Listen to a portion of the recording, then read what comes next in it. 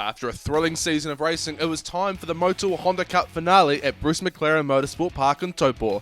Before we take a look at the title showdown, let's have a look around Kevin Hopkins' EG Civic. I'm with Kevin Hopkins this afternoon, or Hoppy as he's better known in the series. Been a regular fixture and an irregular fixture in Honda Cup for a few years now, but you've always had this lovely EG, which has gone through lots of stages of development over the years. And you work for Honda, so you've got access to loads of cheapy parts. Tell us a little bit about the car, Kevin, and what you've done to it over the years. When I first got the car, it was actually a road car, and I probably had it on the road for 2 or 3 years, and it was a 1600 single overhead cam automatic car. And then working at Honda, I got to know Jackie Teese, who we all know Jackie Teese, and he talked me into putting a B18C in it. So that's the current motor That's in the it? current motor CR in it now. or just a CR? CR? Yes, a CR, yes. It was just a standard engine, and I did a few track days with it and sort of loved it. My previous motorsport background, I've done a lot of karting, and so I thought it was time to move on to circuit racing. And so did a couple of track days in a row, and I got hooked. And then we put a cage in the car, and that was it. That was the money just started going into the car. And I think I did my first round at Pukekohe, and being a complete utter novice, I came down the front straight, went to go get fifth gear, got third, and just absolutely blew the motor to smithereens. So that was my first ever race meeting. So we took that in our stride and came back, and we did built another engine for it. With the help of Jason Clay, who worked at Honda Newmarket at the time. So and that's another B18. That's another B18C, yes. CR. Yes, CR. Yes. Which is the R-type version of the 18C.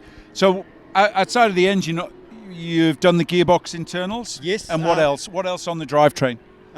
So we've got plate diff in it as well. The gearbox was standard.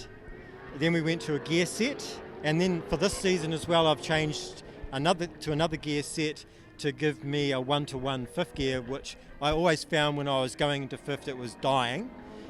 And I've also changed to 16-inch wheels from the 17s that I was initially running. Well, I was going to say the big thing I've noticed this season with this car is it's definitely got fatter and squatter at the side. So presumably you've gone the bigger rubber route, but also the side skirts and the aero at the front. Yes. So that's all relatively new, right, Kevin? Yes, it is. Yes, correct. Yeah. And the benefits are? I can carry a bit more corner speed now, and I've got big XYZ brakes on it, which I've always had, but I can now get the benefit of the rubber and everything with those brakes. And hopefully after these few years of development, she's faster. It is faster. I've done a PB today. Great. Which was a 144.5.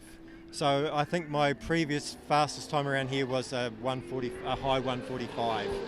So now I'm into the 144s, and I think I'm driving better as well. The more time you spend in the car, the better you get, which is an old adage. And you're still as enthusiastic about Hondas as you've always been? Of course, yes. Love my Hondas. I mean, I've worked at Honda Newmarket now for probably well over 20 odd years. So just Honda flows through my veins. Yeah. Kicking off into the racing, it was Chris Hughes who took a crucial win in Saturday morning's opening race of the weekend. Corking win in that first race yesterday. Tell us how it went. Yeah, good. All went to plan actually. Qualified P5 in tricky conditions, so made life hard for myself. But just had good grip and good pace, and just picked them off a lap at a time, and didn't have to do anything too sketchy. So no, I had a great tussle and ended up in P1. So man, it was a lot of fun, and yeah, car ran great. So that's all I can ask really. Come Sunday morning, it was Brent Thompson who took the win in the reverse top 10 race after bolting on new tyres and driving away into the distance. Quality win in race 2 there from the reverse top 10 start. You had your head down. Tell us how it went. I just knew that given the grid position that I needed to get a lot of people off the start line and get to the front, and as soon as I could see that, I knew that the slower guys that were off the front would help hold up the faster guys, and I knew I had to get a pretty good gap initially, which worked. I did a really good standing lap on the out lap. built on that, and then just maintained from there once I could kind of had a couple of corners gap and could look back and see where everybody else was happening, and thought, yeah, I've got enough of a gap to kind of cruise on in for the win. You've done a few laps here over the years, always been pretty quick. What do you like about the circuit? I guess it's the technical nature, the fact that it's there's a number of corners there that all string together, and if you get them right, you get a fast lap. And it's just I guess it suits my car and my style perhaps a little better. I've always, like you say, been quick at Taupo, but not disappointed at all. Must have felt good to put those championship contenders behind you and have that nice gap at the end. Yeah, really reassuring, and especially punching out about 3 or 4 39s, which are basically the quickest lap for the weekend so far, or close to it. Just reassuring that I'm doing things right, and got the car pointing in the right direction. Despite having a bunch of faster cars chasing him down, Kevin Hopkins managed to hold on to the win in the final race of the weekend. Cracking weekend for you, Kevin, but that one looked like hard work. Tell us how it went. That was very hard work. I knew I had to get Dave pretty much at the start, and when Gary got Dave as well, I thought this is going to be all on, because Gary has a reputation for having a very wide car, and he really did have a wide car.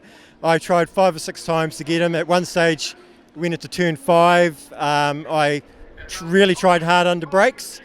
Locked up a little bit, sledged towards him, let off the brakes and just regathered myself. So he got away on me a little bit, but then I did catch him up again. And I got a run on him down the back.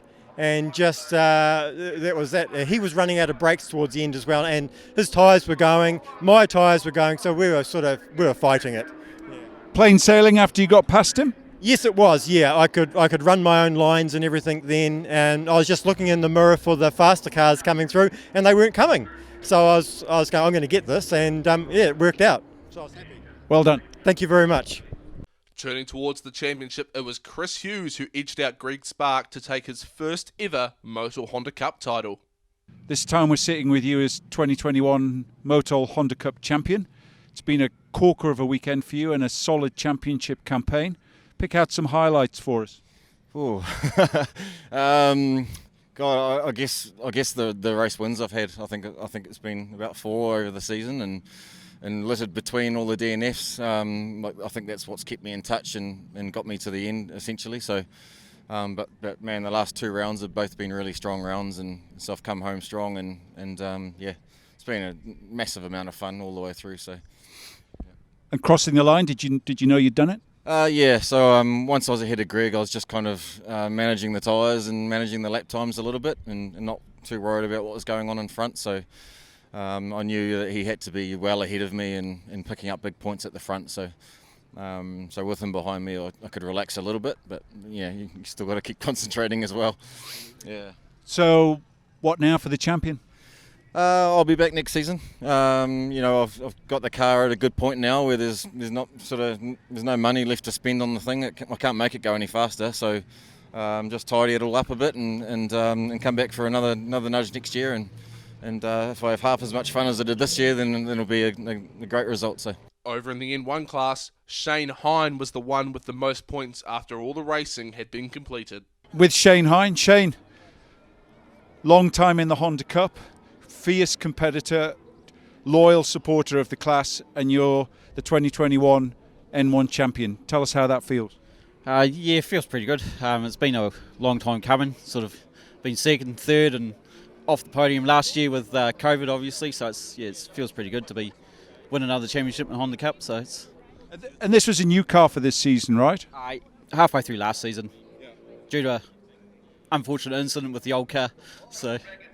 And what happens now? Will you move up a class, or do you fancy another crack at the N1 title? I'll probably go for the N1 again. Just budget. It's what I can afford, so that's what I do. So could be more competitive next year, though. It seems to be a very popular class, growing all the time. Yeah, but that's just the way it is. If I don't end up on the podium, I just come out and have fun, and that's that's what it's all about. So it's. And who's made it all possible for you that we ought to mention on an interview? Well, first off. My work, Budget Motors, been a big help with using workshop, and they help build the cage, and obviously my wife for letting me come racing, paying some bills. So, yeah. Well done, mate. Thank you.